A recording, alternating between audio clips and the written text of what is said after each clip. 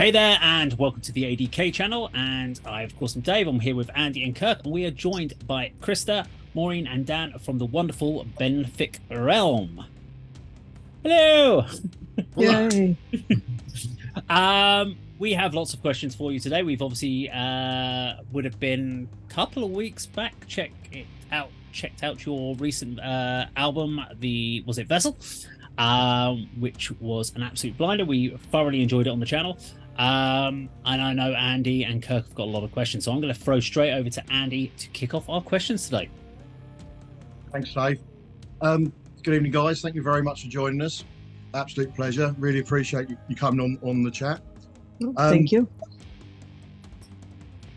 I've never heard of your band, but a couple of months ago, you may have seen it. We done a reaction to Untethered, and I was just absolutely blown away. I think I said at the time, I don't know if you've watched it, but there's not many bands that I've not heard of before that really grabbed me on the first listen. And I was absolutely love that track, and the accompanying video was really good as well. So, thank you for that as well. And thanks, Dave, for bringing that to our attention. Thank you. My opening question whenever I sort of have my sort of interviews with bands like this as well is a fairly standard one, really. Just a brief history of the band and, where does the name come from? Benthic is not a word I've ever heard of before. So if one of you like to take that up, it'd be great to hear. Sure, I can take that one. So we formed this band in 2016. Maureen and I had been playing with another band, Second Grave, and we had done that for a few years. We had a different bass player before Maureen had joined. And as we were kind of getting ready to record the album, just some tensions within the band, a lot had changed. My husband was actually in that band as well. He's a guitar player. He's the other guitar player in Second Grave. And we recorded this album, and then it's really hard being in a band, and we kind of saw that the writing was on the wall. But I really loved working with Maureen, so I reached out to her and said, I know that this is coming to an end, but do you want to keep it going and start something else? And she said sure. So we reached out Very to a much different yes. drummer. We reached out to a different drummer, Brian, who we had known through the scene as well, and he was totally down to jam with us, and Benthic Realm was formed. Brian left the band, I believe it was a year later, so I think he moved out to California with his wife. So Dan stepped right in and picked up from where we had left off with Brian, and that's it. So in terms of the name Benthic Realm, so I've always just been somebody who makes lots of lists and always trying to come up with cool names. I have some Latin dictionaries and stuff, so always just combing through looking for cool words, and that was just one that had come up in this list. And so we were trying to think of what we were going to name this band. I went back to that list and was combing through and was like, oh, this is actually really cool. There's a lot we can do with this. There's a lot of imagery that we can play with, and pitched it to everybody else, and they were like, yeah, we're totally in. And that's about it. What does the actual word mean, if you don't mind me asking? Sure. So the Benthic Realm is actually the bottom of the ocean where all of those crazy sea creatures live with absolutely no light. So you've got those crazy fish that have the angler fish, I think they are, with the light that comes on and stuff like that. So we thought that just it really fit with what we were trying to do. We were trying to do something that was dark, that was really heavy. And not only did the word feel like it felt, we love the word realm. We're big Game of Thrones fans, so I love the word realm. And just thought that we could play off of it so much, because there's so much you can play with the water theme. So you see that running throughout all of the artwork that we have in our videos and website and all that sort of stuff. Thank you for that. We as we mentioned earlier, we reviewed the album, which we really enjoyed. That was great. I refer to you as traditional doom. I don't know if that's doing you a disservice. Kirk probably would elaborate on your sort of genre you would fit in. But for those who don't know you, how would you describe the sound, and who would you appeal to? Who would you be fans? That phrase for fans of. Who would you appeal to? That's a tough one. So we are definitely not traditional doom. We play with traditional doom bands, and they're like, you guys just you don't fit within a category very nicely. And I think that just comes from all of the influences stuff that we listen to, and then just what we create. I've always been somebody who's just kind of always done my own thing, always just written what I would write. And I had at one point in my life was like, I'm going to write hardcore. I'm going to be in a hardcore band. And that just like never happened because that's not how I write. So it just kind of comes out this way. But we have like little elements of things. We kind of call it like melodic doom, but we're not afraid to just try new stuff. And when a song presents itself, it is what it is. And if we feel like it's something that we can work with and it's got a groove and we're all throwing our parts in, then it sticks. We never say it has to be this way or it has to be this way. It just sort of like presents itself. So yeah, I would just say melodic doom, but Maureen, I don't know if you've got another description for it. It's tough to describe because melodic or traditional kind of gives the message of the generally clean vocals, which is, usually correct. But I think we're definitely have more metal than many doom bands. We're not Funeral Doom, we're not Candlemass, we're not Sun, we're not a blues-based stoner band. So it's difficult to find that kind of slot to fit in, but that's okay because who needs a slot? Okay. I'll pitch this all to all of you. We were just thinking Crystal was going to be joining us, but my sort of final question is, what are your sort of influences, your personal influences as a guitarist and a vocalist? And I can obviously direct that to Maureen and Dan for their respective instruments as well.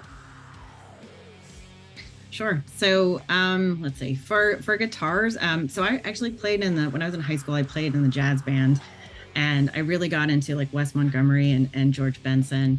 And they had a big influence on my phrasing and playing some of those harmonic parts. In terms of just heavy music, I mean, I was a huge Alice in Chains fan when Facelift came out. That changed my whole world and the way that I was approaching music.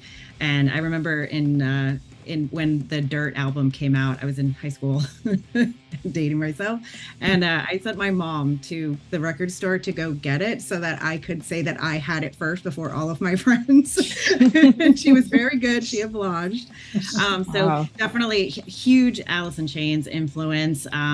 When I started playing in bands, quite a little bit later, I was listening to like a ton of Crowbar. I think you can hear that. We were talking about this the other day. I think you can hear some of that coming through and some of the stuff that we're doing. And I was also getting really into like Caius. There was a local band around here, Only Living Witness, that was just incredible, and going to support the scene. And I've grown up with like tons of friends who are musicians and going to shows and meeting people, and we've all stayed in touch. There's a really big scene here in Massachusetts. So it's just it's kind of like a mix of a bunch of different things. I did take guitar lessons for a few years when I was a bit younger, and I was just always encouraged to do my own thing. Playing in the jazz band, you're encouraged to do improv. And so I was doing a ton of that and just sort of found my own voice and just was doing my own thing. So I would listen to stuff, but I wasn't the kid that sat there and like learned how to play everybody else's riffs. I was more interested in writing my own. So it was a little bit of that. I remember sitting with my mom with an Iron Maiden tab book and making my mom sit there. She was so good, and showing her how to read the tab as she's listening to Iron Maiden, and she was very good. She was very patient. She listened to I think 3 songs before she said, I have to go now. But yeah, just a mix of a bunch of different things. And vocally, I never actually intended to be a vocalist. I wanted to just be a guitar player. And it seemed like every band I got into, we could never find a singer. Or if we did have a singer come down, suddenly they were very shy and didn't want to sing. And I got kind of annoyed by that and just said, I'll just do it. And then it just sort of stuck. So, I grew up listening to lots of different music, loved heavy metal, grew up on all of that. So, definitely listened to, Judas Priest and Rob Halford. I was a huge Doro fan. I was a huge Lita Ford fan. But just like, anything I could get my hands on, I was just listening to lots and lots of music.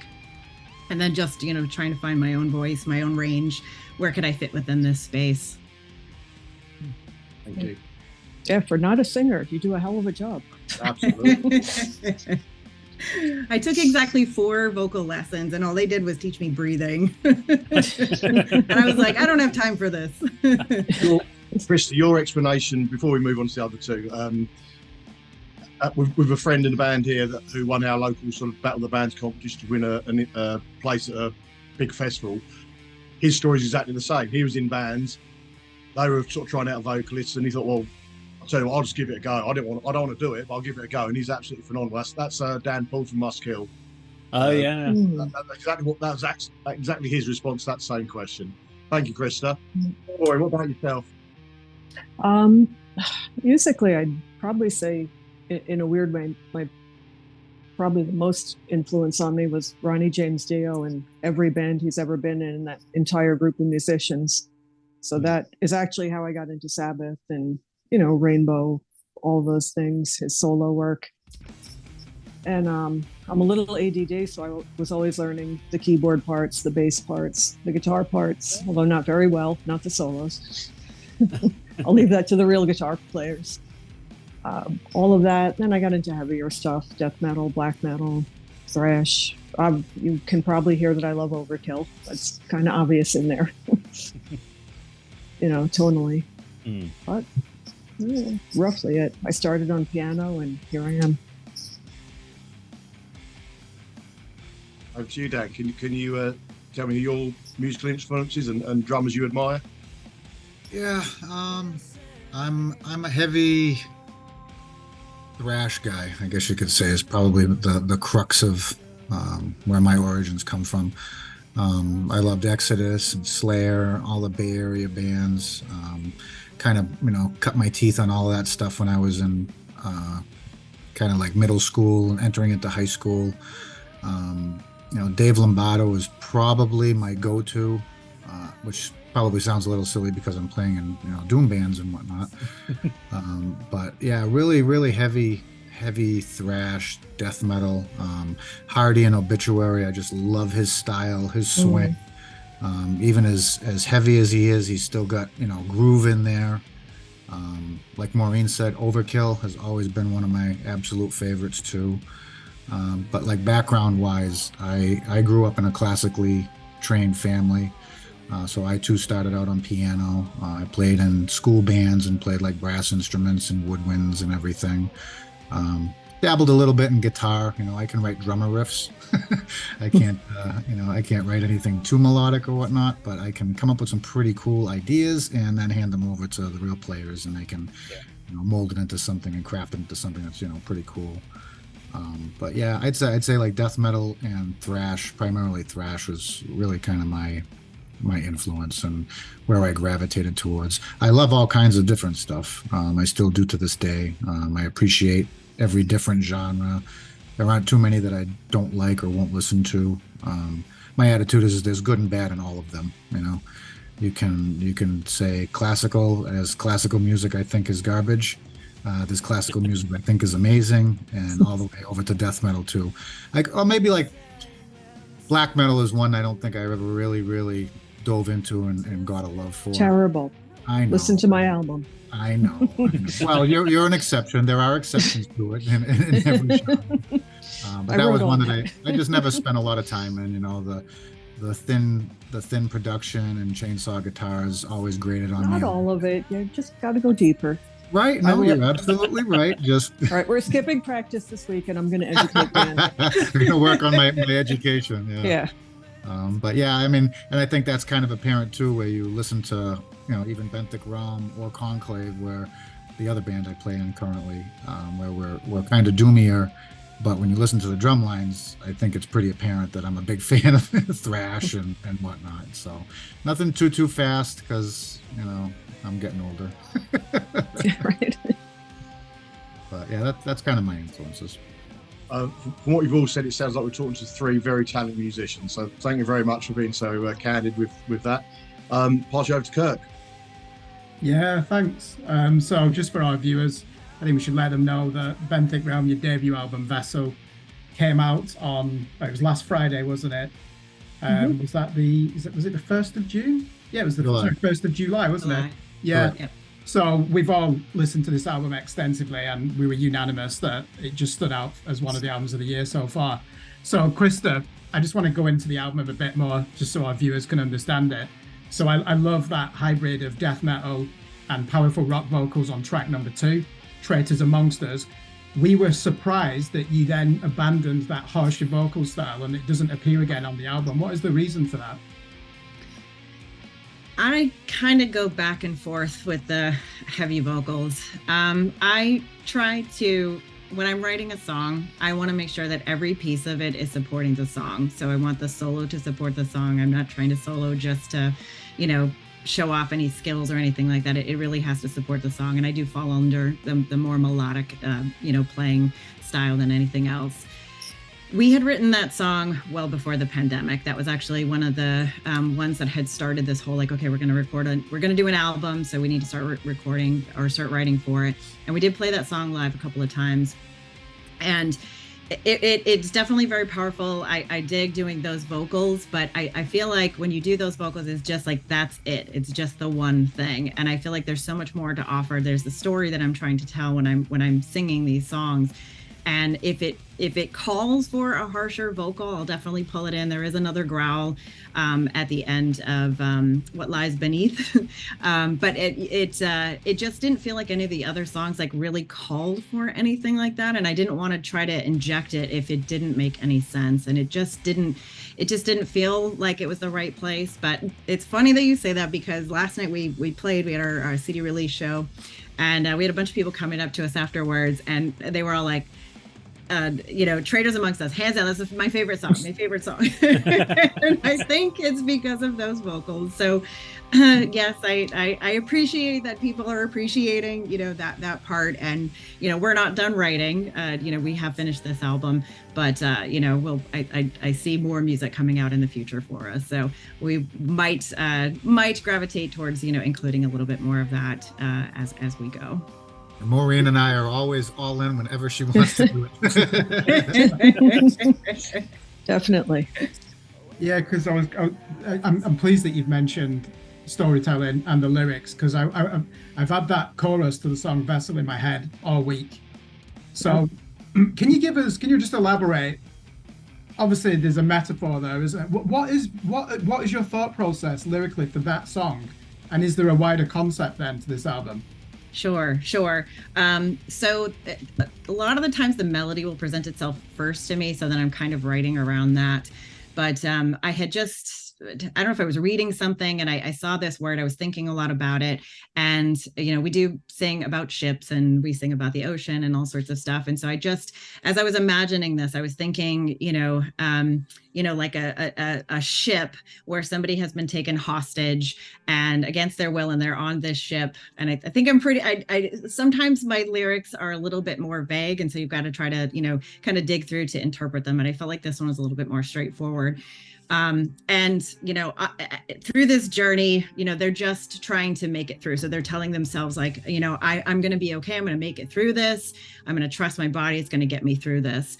And the ship is attacked at some point. They see a window where they can escape. And so I just had these visions, just sort of did little snippets here and there of somebody literally after some big battle, just sort of floating, holding on to debris, telling themselves, I'm going to make it. My body's going to get me through this. I'm going to be okay. And that was really the whole story that I was trying to tell, with that. I probably was watching some movie at the time that was about, ships and people, you see people floating out in the sea and stuff like that. So it sometimes the lyrics, they just come out of nowhere. It's not like I'm thinking hard about something. I just happen to sit down and it just presents itself. It's always been a very strange phenomenon. So I don't question it. I just go with it when it comes. Yeah, I'm just an observation before I move on to the next question. I'm surprised you said you don't see yourself as a singer, because the ending to As It Burns is so technical. I mean, you are really pushing your voice through the octaves there. How many takes did you do that in one take in the studio, that ending to that song? Yeah. That is just incredible. Yeah, she nails it live, everything. She's a beast. She doesn't want to say she is, but she's a beast. I just urge our viewers to go and listen to this song. It's the last song on the album, called As It Burns, and this really is the highest standard of singing you can imagine. I think you're almost belting it at the end as well, aren't you? In such a high range, which must be so difficult. So definitely stood out for me that. I just want to a lot of the questions are for you, but I'm going to open them up to Maureen and Dan as well. But I just want to ask one that maybe you could all answer, but we'll start with you, Krista. So you've been playing in bands for, since 1995, haven't you? And you were the original vocalist in that band, Warhorse, who went on to get signed by Southern Lord. They had this critically acclaimed album. You've played in thrash bands, doom bands. Second Grave obviously looked like it was really making progress. So the people who followed your career in Massachusetts, what references or surprises from older material can they find in the new Benthic Realm album? I think it's just, it's funny because Maureen and I were talking about this, maybe it was like a year ago. And Maureen, I had shared like the back catalog with Maureen because we were, talking about who writes stuff, in different bands. And she clearly pointed out that there's a common thread that you can hear throughout all of it just running. And I think it's been pretty consistent with everything that I've put out to date. I would like to think I've gotten better. You always you hope that you improve, you don't get worse over time. But I think a lot of people probably are not that surprised. I've had friends, point out like, oh, I love that part where you did that. I can definitely hear it like, 20 years later, something similar, but it is a little bit different. Obviously, I've changed a little bit as a person over that time. So I think it's been pretty consistent, even when I've kind of delved into other genres with the Obsidian Halo, very brief stint with Obsidian Halo. It was like a supernova that burned very bright and then went out, and I realized that particular band was never going to do anything different than what it was doing. And I just was like, no, I need to be more dynamic and I need to explore different areas. And it wasn't going to happen with that band. Right. And so that might be a little bit of a departure, but I think it still feels like, oh yeah. Now that I know that Krista was in it, I can hear, I can hear that little bit in there. Right. So I wasn't super familiar with the back catalog until you shared it with me. And it's extraordinary to me that since the beginning, you really had this kind of singular voice, not singing voice, but like an expression, a musical expression, and that does carry through. And you see, yes, you're refining it, but you're also exploring in different genres, but it's still that same expression, just finding new avenues out and refining itself differently. And that's one of the things I love about this band, that we can pretty much do whatever we want. You can put Veiled Embrace on it. You can put an acoustic interlude. We can have What Lies Beneath, which is just chugging and grinding away. And all of us are capable of handling all those and pulling it together in a unique way. Well said. Yeah. In fact, Dan, I'd like to ask you the next question. What's the hardest song to play live from this album? Veiled. Right. Go figure, right? Yeah. Is there a song, did you play your album release show yesterday? Correct, yeah. Yes. So was there a song that you were trepidatious about? You're thinking, shit, I need to be on this. I can't have a beer before the gig. Was there anything besides that you were just thinking, focus, need to be ready? No, I was just dealing with the heat. It was about 3,000 degrees in there. Yep. We're in the middle of a bit of a heat wave over here right now. I struggle at times with some anxiety, pre-show anxiety and whatnot. I get little waves of it now. Sometimes it's worse than others. I've tried to narrow down any trigger. I can't. I think it's just part of my psyche. But yeah, I try to be diligent, and do the work, get that muscle memory, play these songs to where I can just enjoy them and not really have to think about them much. My bandmates have nice little cues for me that will always help, corral me in and go, yeah, you ready? And I like making that eye contact. Oh, you know it, let's go. So, here we go. Yeah, exactly. Right. So not anyone in particular, but Veiled is just a little more difficult for me because it's so slow, it's so refined. It's not like Overkill at all. yeah, exactly.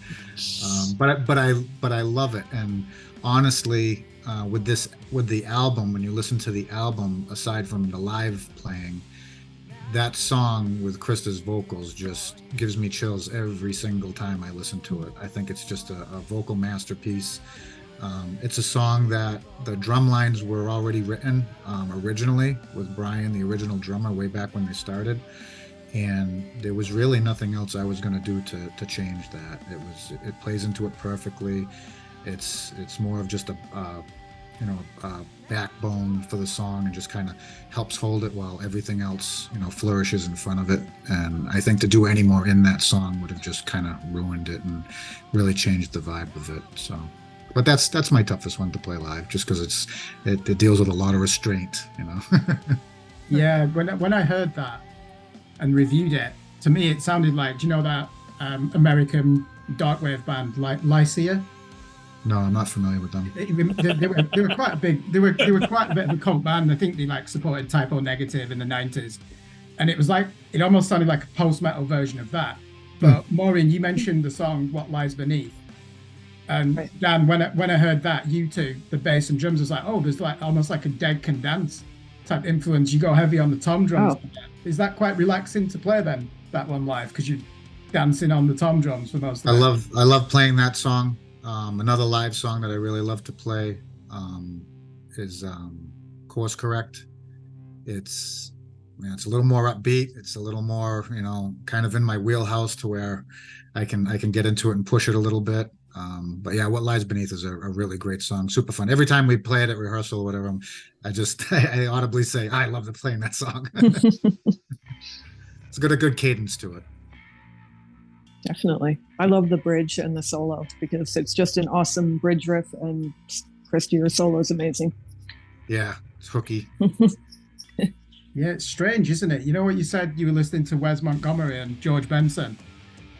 When I listen to your solos, I can tell that you're not following orthodox techniques, like just normal pentatonic scale patterns.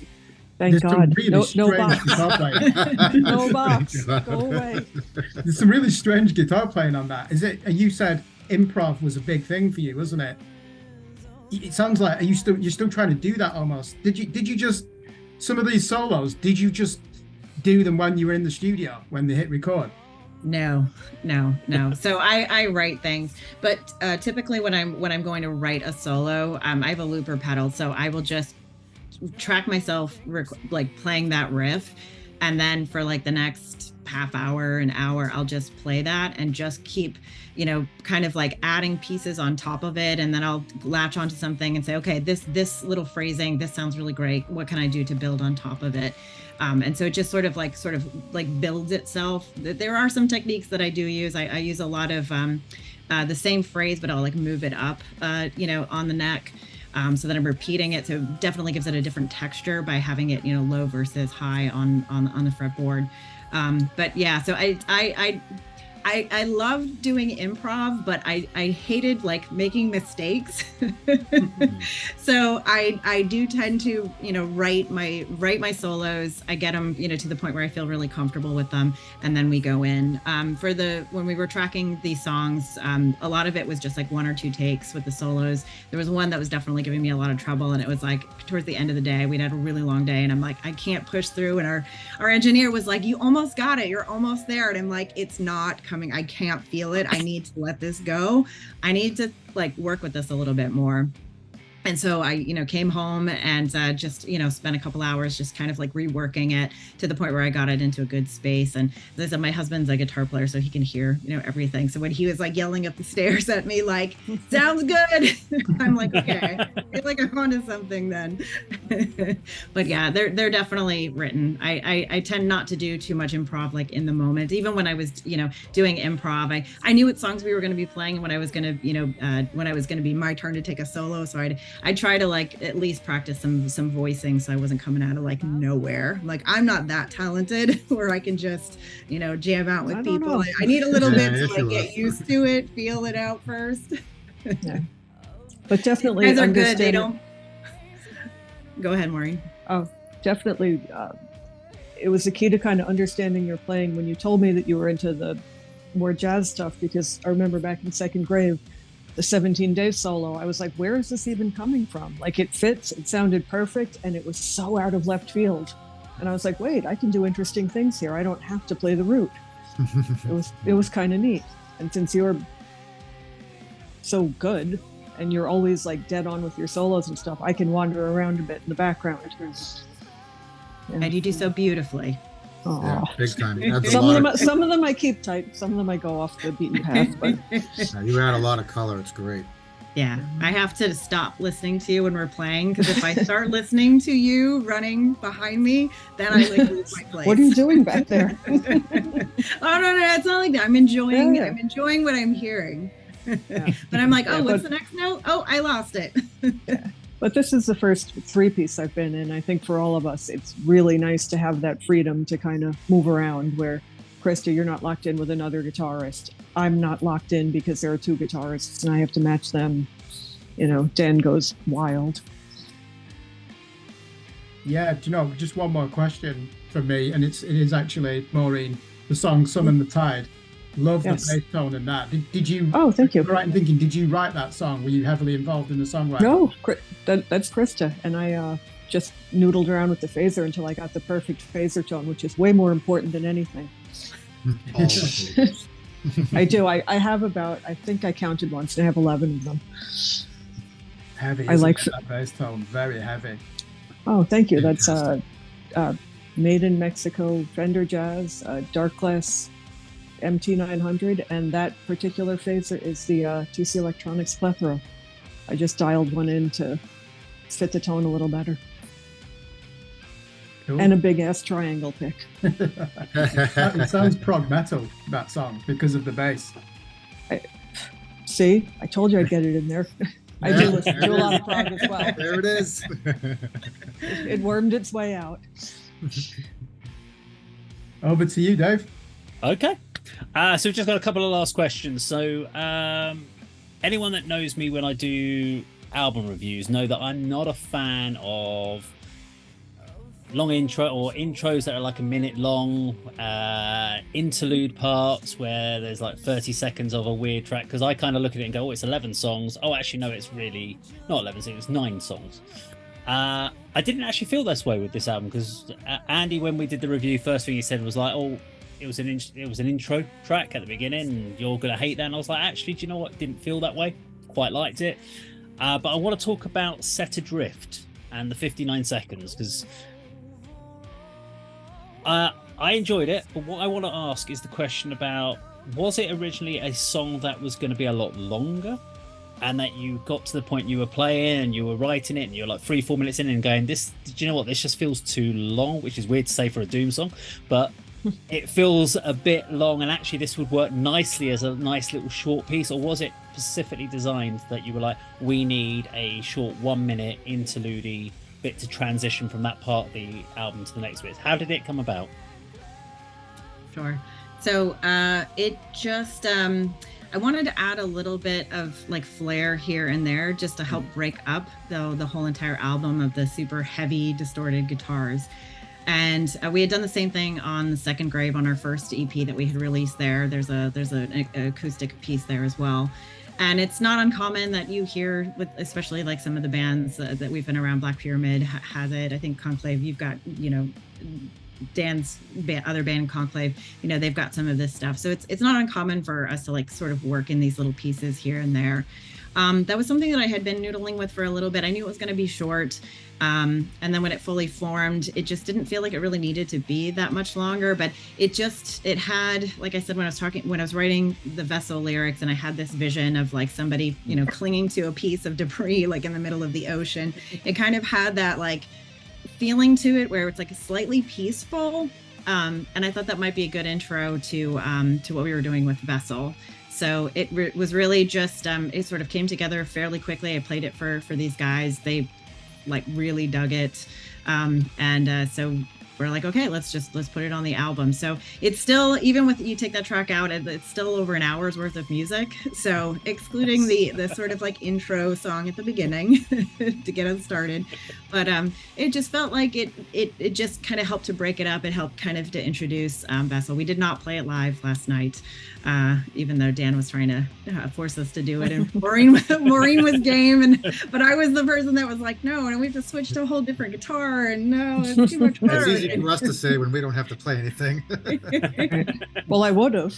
Yeah, Maureen There was are going to two play parts. the other part. Yeah. There were, Yeah. yeah. But that's Okay. that's how that came about.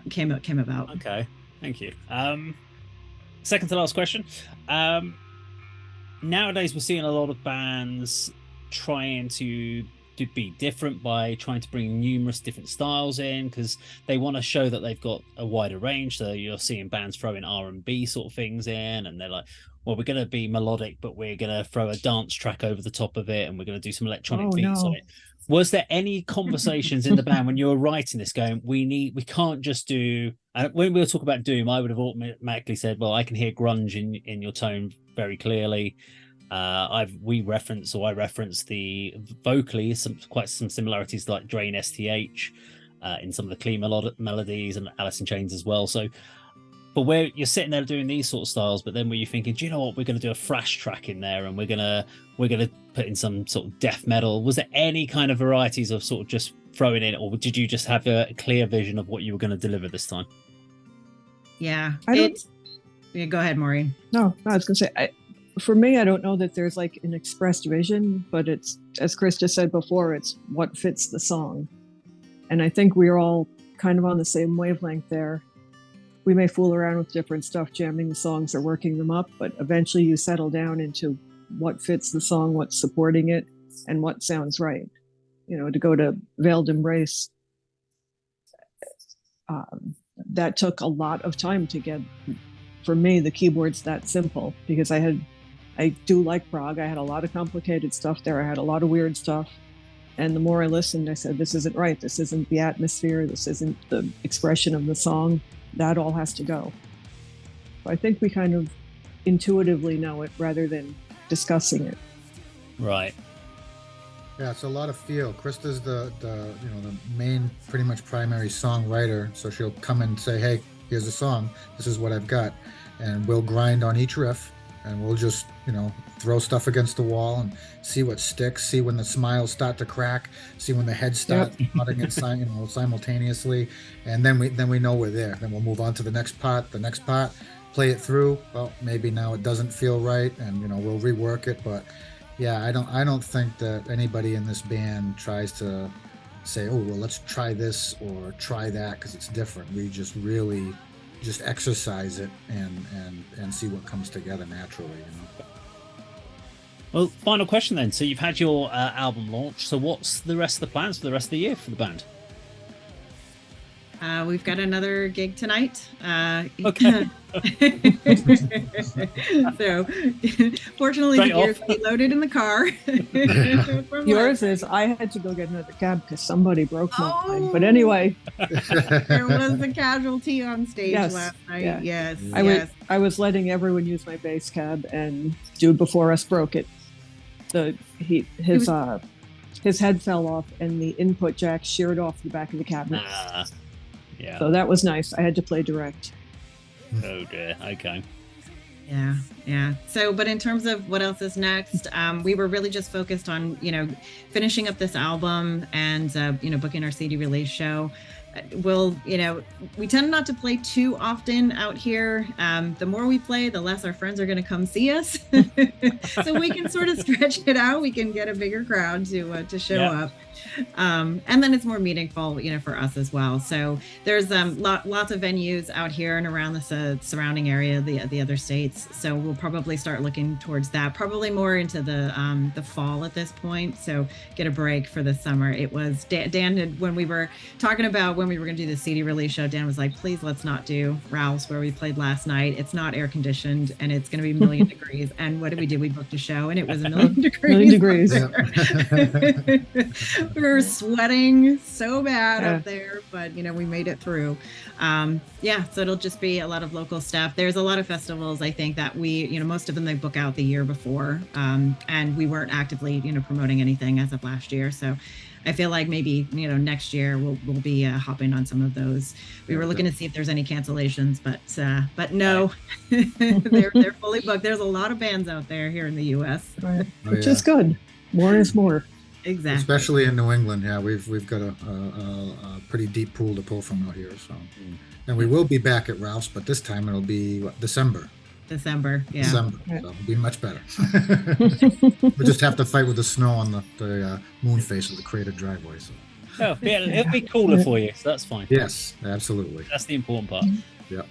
Well, I just want to say a big thank you for obviously spending this time with us. I also have to thank Mike, who originally put me onto Benthic Realm on my old channel, who Right. then asked me to put it onto the ADK channel, and has obviously been in contact as well. So Mike has been a very big source of music for me. He keeps sending me sort of, check this band out, check this one out. So big shout out to Mike.